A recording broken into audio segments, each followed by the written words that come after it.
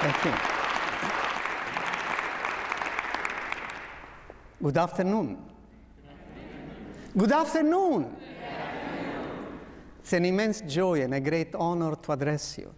And I thank Reverend Bennett and Mrs. Katie Ford for inviting me with Mrs. Lamb, and most of all of you for being present. Why healing the heart? Because anything that affects your mind or body affects the heart at some level. Any feeling or emotions, or especially stress, affects the heart. We all need love, peace, and a meaningful life. In this seminar, I'm planning to share with you how to handle stress, how to communicate with your heart, use your heart intelligence, and how to see through the eyes of your heart. The turning point in life happened when I felt that waiting at the hospital for the next cardiac victim was no longer fulfilling. My interest shifted from disease to health and from patients to people, and I decided to create in my office a conference room for patients and their families. I wanted an environment where my patients and I could relate at human level. We could open our hearts, share our feelings, and experience healing of spiritual nature. Of course, I realized that one of the greatest problems they face is that of stress, but also of health. See, health is part of our life, but we are responsible for our health. It's like cultivating a farm. For a lifetime, you are given the gift of your health, body's health, mind, and spiritual health. Health, as you all know, is physical, mental, and spiritual. It's very important to find out if you are under stress, because stress affects our personal and professional life. If we don't learn to control stress, stress will control us. What is stress? Stress is what you experience outside the comfort zone. We are all accustomed to control ourselves and others all the time. And we feel stressed when there is a challenge to control or loss of control. To give you an idea about stress, I ask you the kindness of turn to the person next to you, if you can, and put your hands against the hands of the other person. Can we do that? Just for a moment. Yes, put your hands against the person of the other next to you. Okay, and then kindly push. Push a little harder, a tiny bit harder. Okay, what do you experience? The other person is pushing against you. Thank you, that was the exercise. To give you an idea about what stress is. So stress is when you are trying to control the other person, and the other person is trying to control you. Less control we have, more stress we have. How do you know if you are under stress? Well, there are physical signs of stress, mental and spiritual, in essence. The physical signs are that you get nervous when you are under stress, especially if there is an unexpected event. Emotional sign and behavioral. Now, Hans Selye, the father of stress, defined stress as a rate of wear and tear in the human body. If you like to find out whether you are stressed and how much, it's so simple.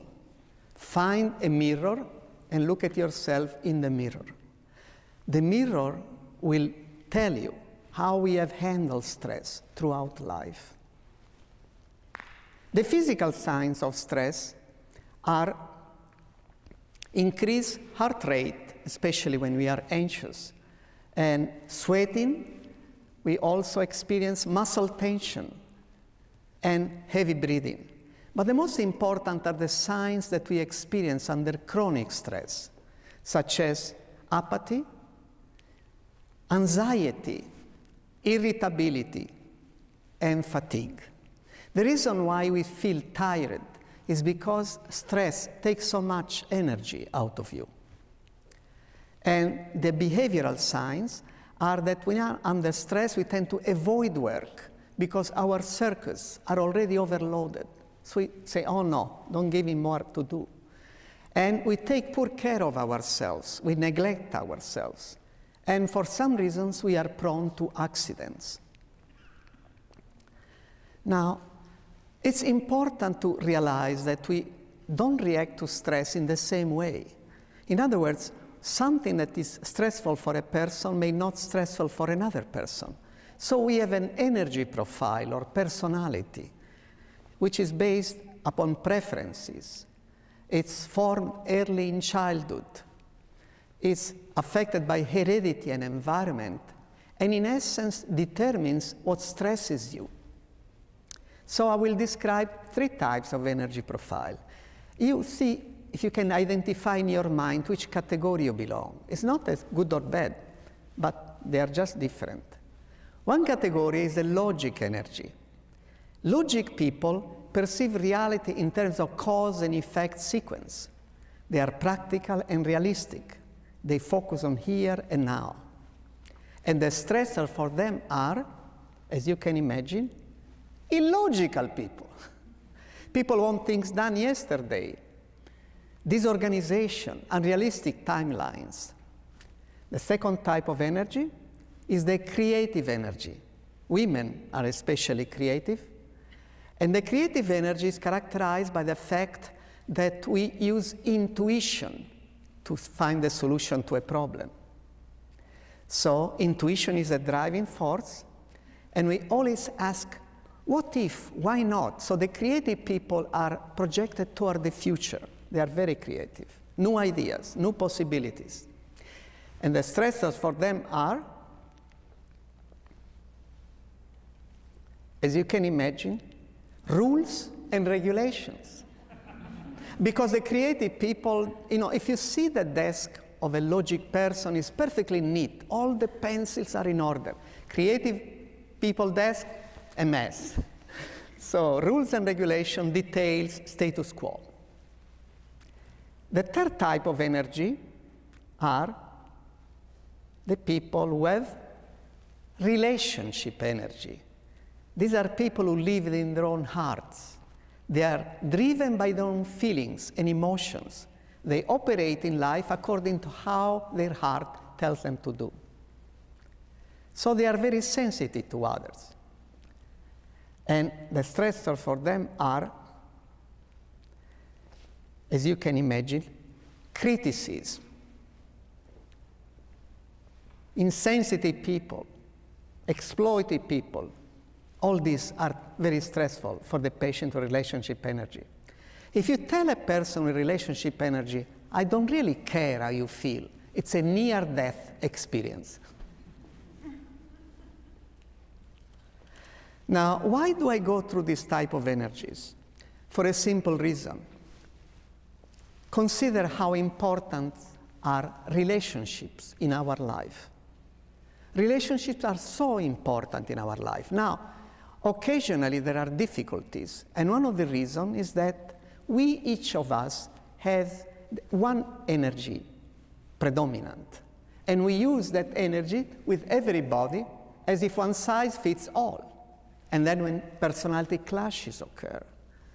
Imagine, for instance, a physician who has logic personality and is cold and professional, grounded, and a nurse which is bubbling with enthusiasm. She's creative and relationship.